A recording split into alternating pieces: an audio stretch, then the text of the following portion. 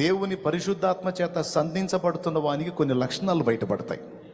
అవి నీకున్నాయో లేవో చూసుకో, లేకపోతే మాత్రం నువ్వు తేడాగా ఉన్నావు.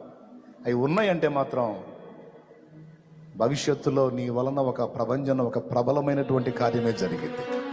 ఆ లక్షణం నీకు ఉందంటే మాత్రం నువ్వు డేంజరే, సైతానికి డేంజరే.